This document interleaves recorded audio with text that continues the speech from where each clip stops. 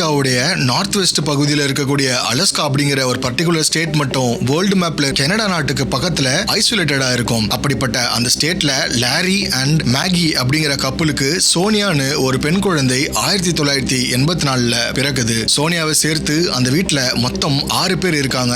சோனியா சின்ன வயசுலயே துருத்துருன்னு எல்லார்கிட்டயுமே சகஜமா பேசிக்கிட்டு இருக்க ஜோவிலான பொண்ணு அப்படின்னு அவங்க ஃப்ரெண்ட்ஸ் சொல்லியிருக்காங்க. சோனியா அவங்களுடைய ஸ்கூல் டேஸ ரொம்பவே சந்தோஷமா கடத்தி இருக்காங்க. 2002 அவங்களுடைய ஹை ஸ்கூலை முடிச்சதுக்கு அப்புறம் 2003 அவங்களுடைய சொந்த ஊர்ல இருந்து 55 நிமிஷம் பிளைட்ல டிராவல் பண்ணி போனா இருக்கக்கூடிய நார்டன் சவுண்ட் ஹெல்த் கார்பரேஷன் கம்பெனில ரிசப்ஷனிஸ்டா வேலைக்கு போயிருந்திருக்காங்க. இந்த இடத்துல தான் ஏற்கனவே இவங்களுடைய அப்பா வேலை பார்த்திருக்காரு. இதனால சோனியாக்கு இந்த இடத்துல ஈஸியா வேலையும் கிடைக்குது. சோனியா வரும்போதே கூடவே அவங்களுடைய ஃப்ரெண்டான டி மரியாவையும் கூட்டிட்டு போறாங்க. அந்த 2 பேரும் ஒன்னா சேர்ந்து ஒர்க் பண்ணிட்டே அதே ஏரியால ஒரு அபார்ட்மெண்ட்ல ரெண்டுக்கு தங்கி இருக்காங்க. இந்த 2 பெண்களும் வேலை இல்லாத டேஸ்ல பார்ட்டி பண்றது வழக்கமாவும் வச்சிருந்திருக்காங்க. சோனியாவுடைய அக்காவான கிறிஸ்டினாவுக்கு தன்னுடைய தங்கச்சியை நினைச்சு ஒரு பயம் வருது. பிகாஸ் அவங்க போன அந்த நாம் சிட்டி அமெரிக்கால பெண்கள் மர்மமான முறையில காணாம போகக்கூடிய நகரங்கள்ல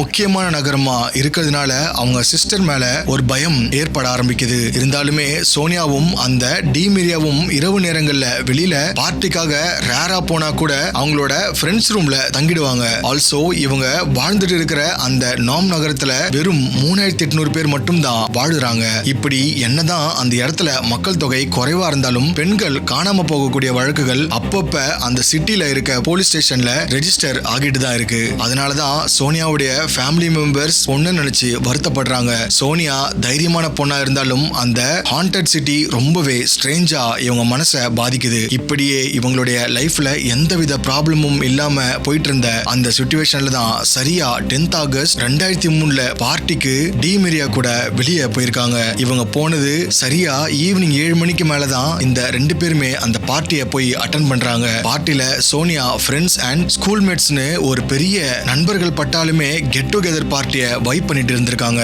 அளவுக்கு அதிகமா சோனியா குடிச்சிருக்காங்க.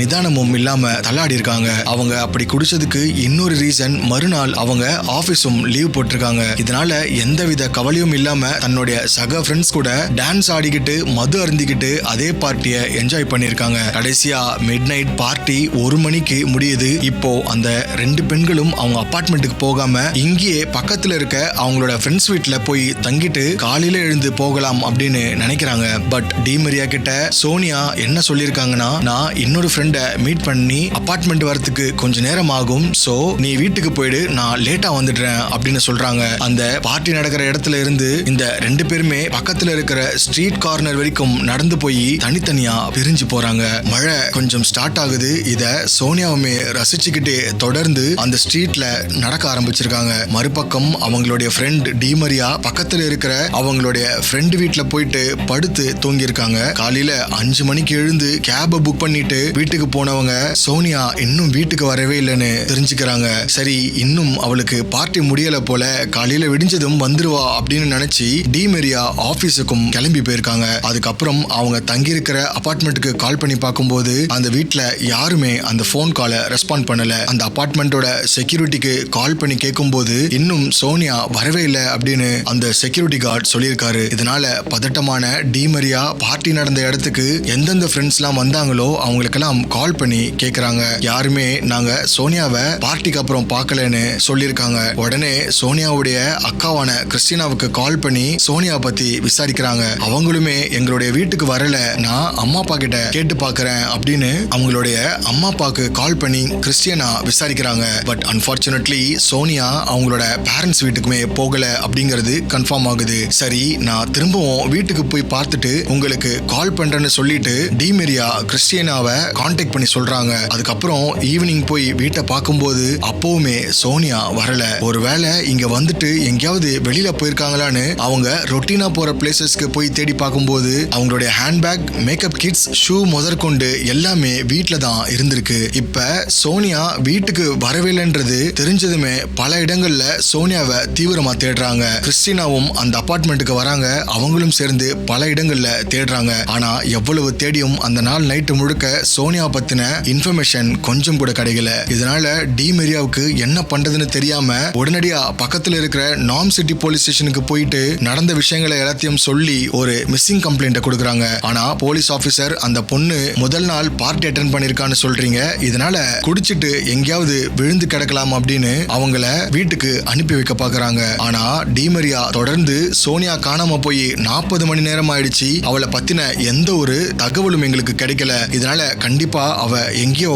காணாம போயிருக்கணும், இல்லனா அவளை யாராச்சும் கடத்தி இருக்கணும்னு எனக்கு சந்தேகமா இருக்குதுன்னு அந்த போலீஸ் ஆபீசர் கிட்ட சொல்றாங்க. சிச்சுவேஷனை புரிஞ்சுக்கிட்டு இந்த கேஸை ஹேண்டில் பண்ண போலீஸ் ஆபீசருக்கு அப்ப தெரியல இந்த கேஸோட வீரியம் என்னன்னு அண்ட் இந்த கேஸ் எப்படி போலீஸுக்கு தண்ணி காட்ட போகுதுன்னு அவங்க கொஞ்சம் கூட உணராம போயிருக்காங்க. இப்படி 2003ல அமெரிக்கா மக்களால மறக்கவே முடியாத பல ட்விஸ்ட் அண்ட் டர்ன்ஸ் நிறைஞ்ச ஒரு மிகப்பெரிய ஹாண்டிங் கேஸை பத்தி தான் இன்னைக்கு வீடியோல நம்ம பார்க்க போறோம். நீங்க இந்த வீடியோவை ஸ்கிப் பண்ணாம தொடர்ந்து பாருங்க. நீங்க பார்த்துட்டு இருக்கிறது ஆனந்த் ஆர்கேவி யூடியூப் சேனல். நான் உங்க ஆனந்த்.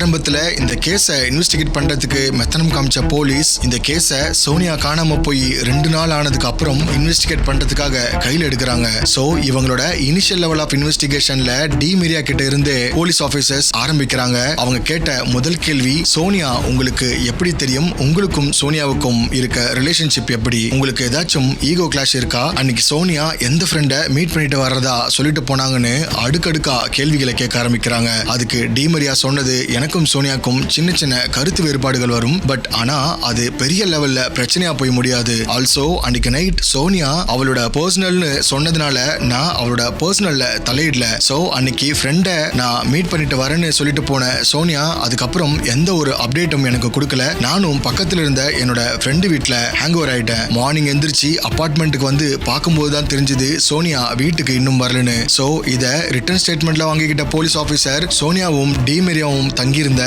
அந்த அபார்ட்மெண்ட்டை தரவா செக் பண்றதுக்காக கிளம்பி போறாங்க. சோனியா தங்கியிருந்த அந்த ரூம்ல ஒரு சில போட்டோஸ் போலீஸுக்கு கிடைக்குது. அந்த போட்டோஸ்ல சோனியாவோட ஆர்ம்ஸ்ல ரெட் கலர்ல ஒரு கீறல் இருக்கிறதையும் நோட் பண்றாங்க. அட் தி சேம் டைம் அது பார்க்க ஒரு பேர் மாதிரி இருந்திருக்கு. சோ இது என்ன அப்படின்னு டிமரியா கிட்ட கேட்டதுக்கு அதுக்கு அவங்க சொன்னது அது கீறல் இல்ல, அவங்களோட ஆர்ம்ஸ்ல ஹூனக் அப்படின்னு மென்ஷன் பண்ணிருக்காங்கன்னு சொல்லியிருக்காங்க. பிகாஸ் ஹூனக் அண்ட் சோனியா இவங்க 2 பேருமே ஃப்ரெண்ட்ஸுக்கும் மேல ஒரு மிக்சட் ஃபீலிங்ல இருக்கிறதுனால அப்பப்ப ஃபோன் கால்ஸ் மெசேஜஸ்னு டேட் பண்ணிட்டு இருந்திருக்காங்க. பட் அபிஷியலா என்கிட்ட சோனியா சொல்லலனாலும் சோனியா ஹூனக் கூட அவங்களோட பிரைவேட் மூமெண்ட்ஸை ஷேர் பண்ணிக்கிறது வழக்கம். இதை ஒரு நாள் என்னோட கண்ணிலையும் நான் பார்த்திருக்கேன்னு போலீஸ் கிட்ட சொல்லியிருக்காங்க. இப்படி இந்த இன்வெஸ்டிகேஷன் கொஞ்சம் கொஞ்சமா போயிட்டு இருந்த அடுத்த 2 நாட்கள்ல அலஸ்கா ஸ்டேட் எமர்ஜென்சி நம்பருக்கு ஒரு அன்னோன் கால் வருது. அந்த போன் கால்ல நோம் சிட்டில இருந்து கொஞ்சம் தூரம் தள்ளி ஆள் நடமாட்டமே இல்லாத ரோட்டுக்கு பக்கத்துல இருக்க ஒரு புதருக்கு நடுவுல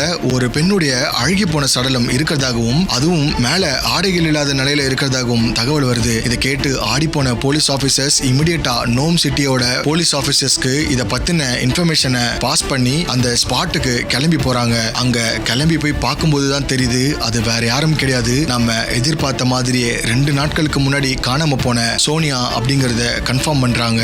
பிகாஸ் போலீஸ் அந்த போட்டோல பார்த்த மாதிரியே இந்த பொண்ணுடைய ஆர்ம்ஸ்லயும் ஹூனக் அப்படிங்கிறது எழுதியிருக்கு. இந்த நியூஸை இமிடியேட்டா டிமரியா அண்ட் சோனியாவோட பேரண்ட்ஸுக்கு போலீஸ் ஃபார்வர்ட் பண்றாங்க. ஆல்சோ போலீஸ் அந்த கிரைம் ஸ்பாட்டை ஐசோலேட் பண்ணி அங்க இருக்க எல்லா எவிடன்ஸையும் கேர்ஃபுல்லா எதுவும் மிஸ் ஆகாம இருக்கிறதுக்காக பப்ளிக்கை ரெஸ்ட்ரிக்ட் பண்றாங்க. அண்ட் அந்த சடலம் 70% டீகம்போஸ் ஆனதுனால இமிடியேட்டா டாக்டர்ஸை ஸ்பாட்டுக்கு வர வச்சு அங்கேயே அட்டாப்சியம் பண்றாங்க. At the same time police ஒரு முக்கியமான எவிடன்ஸையும் கலெக்ட் பண்றாங்க. அந்த சடலம் இருந்த பகுதியில இவங்களோட உடைகள் எங்கேயாவது இருக்கான்னு போலீஸ் சல்லடை போட்டு தேடி இருக்காங்க. பட் அன்பார்ச்சுனேட்லி அப்படி எந்த ஒரு உடைகளும் அந்த இடத்துல கிடைக்கல. இவங்க இறந்து 40 மணி நேரத்துக்கும் மேல ஆகியிருக்கலாம் அப்படின்னு அந்த அட்டாப்சி ரிப்போர்ட்ல மென்ஷன் பண்ணிருக்கு. ஆல்சோ அந்த அட்டாப்சி ரிப்போர்ட்ல இன்னொரு முக்கியமான விஷயத்தையும் டாக்டர்ஸ் மென்ஷன் பண்ணிருக்காங்க. அதுதான் இந்த கேஸை தலைகீழ புரட்டி போட்டு இருக்கு. அது என்னன்றத நம்ம லேட்டர் பார்ட்ல பார்க்கலாம். இப்ப உடைகளை தேடிட்டு போன போலீஸ் ஆபீசருக்கு ஒரு ஸ்ட்ரேஞ்சான விஷயம் அவங்க கண்ணுல பட்டு இருக்கு. அதாவது அந்த சடலம் கிடந்த இடத்துல இருந்து கிட்டத்தட்ட 400 மீட்டர் தள்ளி ஒரு இடத்துல ஏதோ எரிந்து சாம்பலான ஒரு தடயம் இருந்திருக்கு. இது என்னவா இருக்கும் அப்படின்னு போலீஸ் மேக்னிஃபையிங் கிளாஸஸ் வச்சு ஒவ்வொரு சாம்பலா கையில எடுத்து பாக்குறாங்க. அப்பதான் போலீஸுக்கு ஒரு மிகப்பெரிய க்ளூ கிடைக்குது. அதாவது அவங்க அந்த மேக்னிஃபையிங் கிளாஸஸ் வச்சு தேடினதுல அந்த உடைகளோட கொக்கி கருகி போன நிலையில இருந்திருக்கு. ஆல்சோ ஜீன்ஸ்ல இருக்கக்கூடிய ஒரு ஃபேன்சி பட்டன் பாதி எரிஞ்ச நிலையில அங்க இருந்திருக்கு. சோ இதை வச்சு பார்க்கும்போது போலீஸுக்கு ஒரு விஷயம் கிளியரா புரியுது, இந்த இடத்துல எரிக்கப்பட்டது உடைகள் தான். சோ இந்த சம்பவம் பண்ண அக்யூஸ்ட் போலீஸுக்கு எந்த ஒரு எவிடன்ஸும் கிடைக்க கூடாதுன்னு ரொம்ப கிளவரா எவிடன்ஸ் எல்லாத்தையுமே அழிக்க பார்த்திருக்கான். அட்வொகேட்ஸ், நான் பெட் பண்ணி சொல்றேன், கண்டிப்பா நீங்க இப்படி ஒரு ட்விஸ்ட் அண்ட் டர்ன்ஸ் இருக்க கேஸ பார்த்திருக்க மாட்டீங்க. பிகாஸ் கில்லர் யாரா இருப்பாங்கன்னு ஒருவேளை நீங்க மனசுல இப்ப யோசிச்சிருந்தீங்கன்னா கண்டிப்பா அவங்களா இருக்க மாட்டாங்க. இப்ப இந்த சடலத்தை மீட்டு அங்க இருக்கிற ஹாஸ்பிட்டலுக்கு அனுப்பி வச்ச போலீஸ் ஆபீசர்ஸ் இந்த அட்டாப்சிக்கான டீடைல் ரிப்போர்ட்டுக்காக வெயிட் பண்றாங்க. ஆல்சோ இந்த கேஸ ஹேண்டில் பண்ண பிரெயின் டீம் கூட இன்னும் 2 ஸ்பெஷல் டீமை ஃபார்ம் பண்ணி சோனியாவோட ஃப்ரெண்ட்ஸ் அண்ட் பர்டிகுலரா சோனியாவுக்கு ப்ரொபோஸ் பண்ண ஹூனக்க பிடிச்சா எல்லா விஷயமும் வெளியே வரும்னு அவனையும் தேட ஆரம்பிக்கிறாங்க. சோனியா கடைசியா யார்கிட்ட போன்ல பேசியிருக்காங்க அப்படிங்கிற லிஸ்டையும் ப்ரிப்பேர் பண்ண சொல்றாங்க. சோனியாவோட க்ளோஸ் சர்க்கிள், சோனியா அவங்க அம்மா அப்பாவை கடைசியா எப்ப பார்த்தாங்க, சோனியாவுக்கு யாராவது எனிமிஸ் இருக்காங்களான்னு ஒவ்வொரு விஷயமாவும் ஒண்ணு விடாம எல்லாத்தையும் அலசி ஆராயறாங்க. அப்படி விசாரிச்ச அந்த பிரைமரி இன்வெஸ்டிகேஷன்ல ஒரு விஷயம் தவிர மத்த எல்லாமே நார்மலா இருக்கு. எஸ் அட்வொகேட்ஸ், அந்த ஒரு விஷயம் சோனியா டேட் பண்ண ஹூனக் மட்டும்தான். இந்த இன்வெஸ்டிகேஷன் ப்ராசஸ்ல ஹூனக்க பத்தி விசாரிக்கும் போதுதான் போலீஸுக்கு தெரிய வருது, ஹூனக்கு ஆல்ரெடி மேரேஜ் ஆகி ஃபேமிலி கூட வாழ்ந்துட்டு வந்தாலும் அவன் சோனியாவை ஃபாலோ பண்ணி அவங்க கூட ஃப்ரெண்ட் ஆகி அவங்க கிட்ட ப்ரொபோஸ் பண்ணி டேட்டும் பண்ணிட்டு இருந்திருக்கான். சோ போலீஸோட மொத்த சஸ்பெக்டும்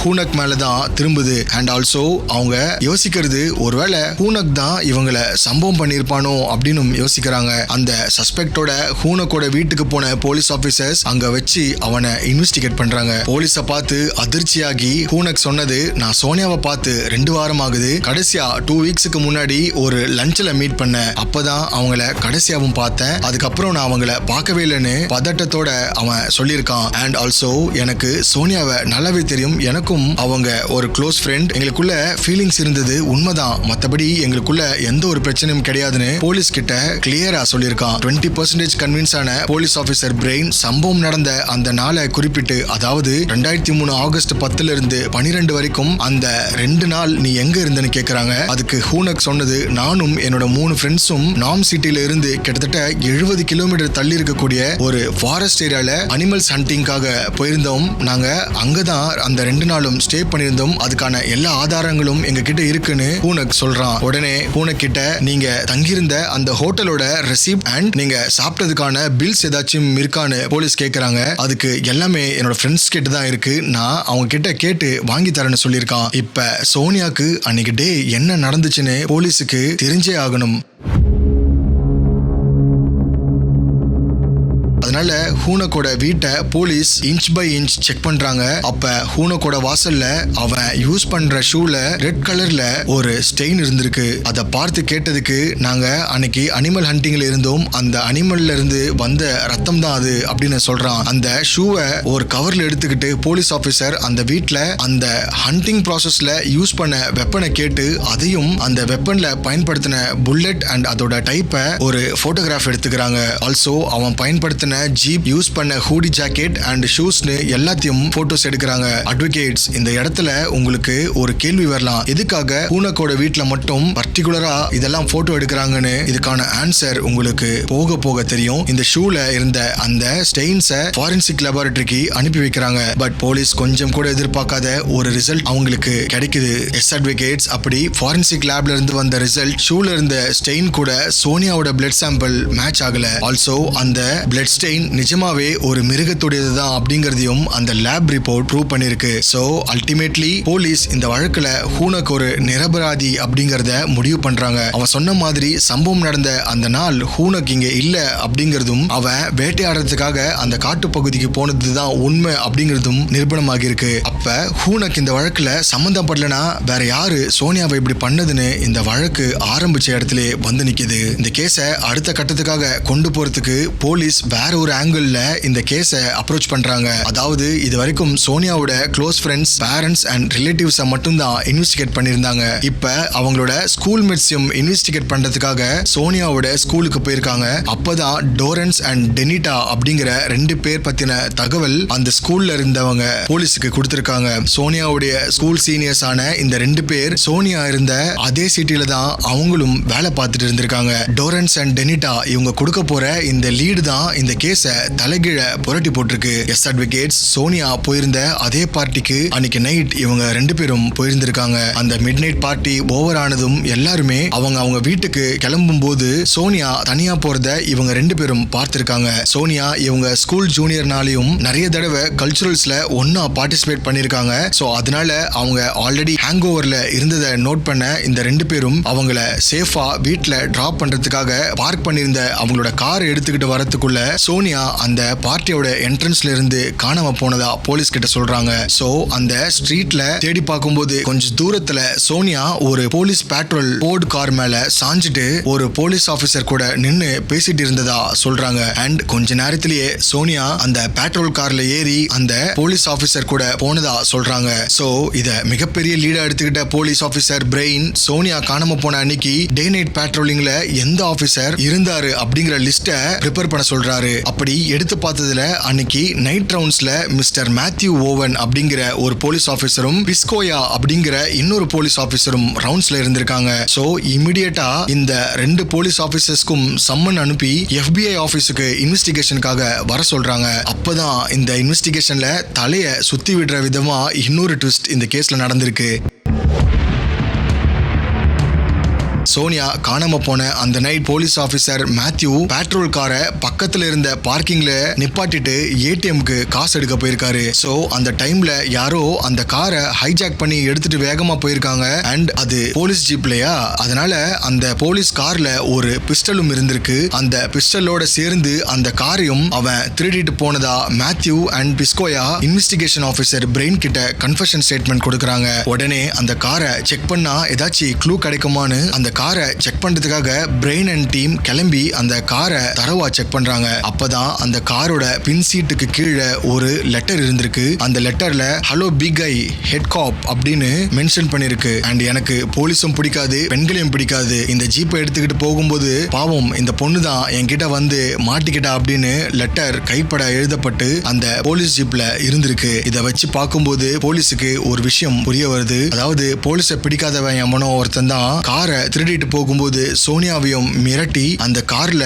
கூட்டிட்டு போய் சம்பவத்தை பண்ணிருக்கான்னு நினைக்கிறாங்க. அட்வொகேட்ஸ் இனிமேதான் மிகப்பெரிய ட்விஸ்ட் இந்த கேஸ்ல இருக்க போகுது. எஸ், என்னதான் அந்த லெட்டர்ல கைப்பட ஒரு ஸ்ட்ரேஞ்சர் கன்ஃபெஷனை கொடுத்திருந்தாலும் இந்த கேஸை ஹேண்டில் பண்ண பிரெயின் அந்த லெட்டர் ஸ்டேட்மெண்ட்டை படிச்சும் கொஞ்சம் கூட கன்வின்ஸ் ஆகல. சோ இவங்க 2 பேரையும் தனித்தனியா கஸ்டடியில எடுத்து இவங்களுக்கான பாலிகிராஃப் டெஸ்ட்டை நடத்திருக்காங்க. அதுல மேத்யூ நடந்த நிகழ்வை சொல்றாரு. அப்படி சொல்லும் போதுதான் இந்த வழக்குல இருந்த சைலன்ஸ் பிரேக் ஆக ஆரம்பிச்சிருக்கு. அன்னைக்கு நைட் ரவுண்ட்ஸ் போகும்போது பார்ட்டி முடிஞ்சு எல்லாரும் வெளியே வந்தாங்க. நானும் அங்கதான் ரவுண்ட்ஸ்ல இருந்தேன். அப்ப சோனியாவையும் நான் பார்த்தேன். அவங்க தனியா நடந்து வந்தாங்க. கொஞ்ச நேரம் பேசிட்டு அவங்கள அங்க இருந்து அனுப்பிட்டேன்னு சொல்றாரு. இத ரெக்கார்ட் பண்ண போலீஸ் அந்த பாலிகிராஃப் டெஸ்ட் முடிஞ்சதுக்கு அப்புறம் திரும்பவும் மேத்யூவை டார்க் ரூம்ல உட்கார வச்சு முதல்ல மேத்யூ சொன்னது, அன்னைக்கு டே ATM போகும்போது காரை பக்கத்துல பார்க் பண்ணிட்டு போனேன். அப்ப எவனோ ஸ்ட்ரேஞ்சர் காரை ஹைஜாக் பண்ணதா சொன்னீங்க. அதுலயும் காணாம போன பொண்ணு பேரு சோனியா அப்படிங்கறத எந்த இடத்துலயுமே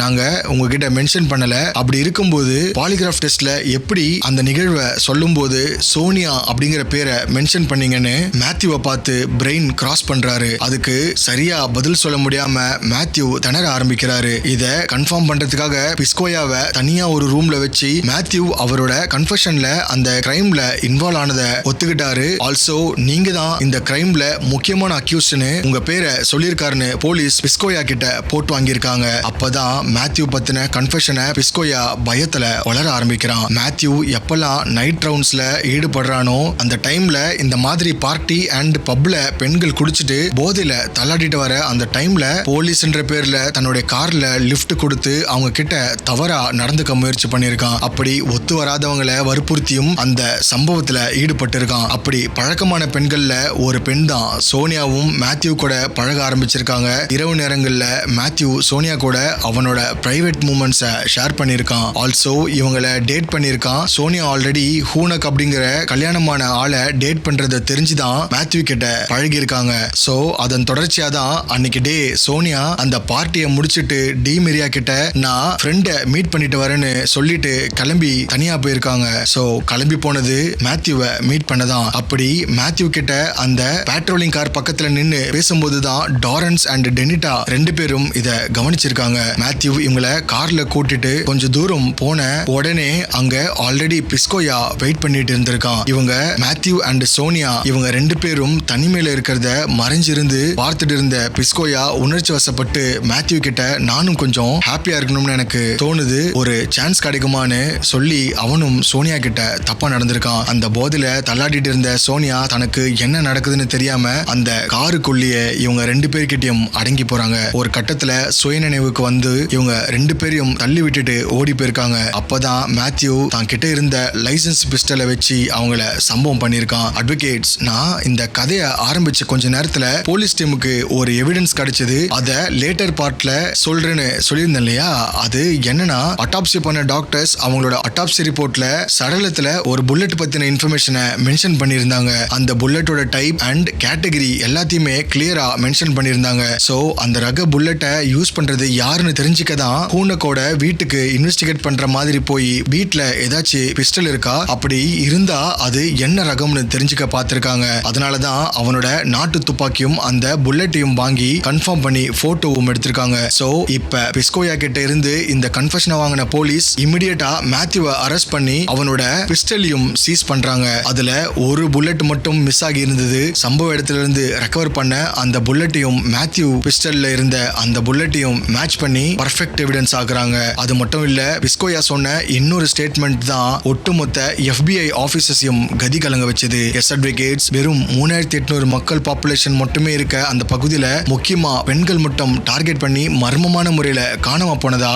இன்ட்ரோல சொல்லியிருந்தேன் இல்லையா? அதுக்கு இந்த போலீஸ் ஆபீசர் தான் முக்கியமான அக்யூஸ்டா இருந்திருக்கான். இப்படி அன்டைம்ல வர பெண்களை டார்கெட் பண்ணி அவனோட ஆசைக்கு இணங்க வச்சு அவங்கள சம்பவம் பண்ணி எந்த தடயமும் இல்லாம போலீஸ் டிபார்ட்மெண்ட்டுக்குள்ளேயே இருந்து ஆதாரங்களை அழிச்சிருக்கான். இத்தனை நாளா போலீஸ் கிட்ட மாட்டாம இருந்திருக்கான். மேத்யூ அவன் சொன்ன அந்த கன்ஃபெஷன்ல இது வரைக்கும் கிட்டத்தட்ட 200க்கும் மேற்பட்ட பெண்களை அவன் இந்த மாதிரி வன்புணர்வு செய்யப்பட்டு அவங்கள சம்பவம் பண்ணதா போலீஸ் கிட்ட கன்ஃபெஷன் கொடுத்திருக்கான். அதே மாதிரி அவன் சம்பவம் பண்ண கிரைம் ஸ்பாட்டை போலீஸ் கிட்ட அடையாளம் காமிச்சிருக்கான். அந்த கிரைம் ஸ்பாட்ல கிட்டத்தட்ட 50ல இருந்து 60க்கும் மேற்பட்ட உடைகள் ஒவ்வொரு இடத்துலயும் தனித்தனியா குழி தோண்டி புதைக்கப்பட்டிருக்கு. சில உடைகள் கால போக்குல மண்ணோட மண்ணா மகியும் போயிருக்கு. இது எல்லாத்தையும் இவனோட ஜட்ஜ்மெண்ட்டுக்காக எவிடன்ஸா கலெக்ட் பண்ண போலீஸ் ஆபீசர் பிரெயின் அந்த காரையும் பிஸ்டலையும் சேர்த்து இந்த டிராமாவை கிளியரா சார்ஜ் ஷீட்ல ரெக்கார்ட் பண்ணி கோர்ட்ல ப்ரொடியூஸ் பண்றாரு. பட் சோனியாவை தவிர வேற எந்த கிரைம் ஆஃபென்ஸுக்கும் ப்ராப்பர் எவிடன்ஸ் இல்லாததுனால அலஸ்கா செஷன் கோர்ட் அவங்க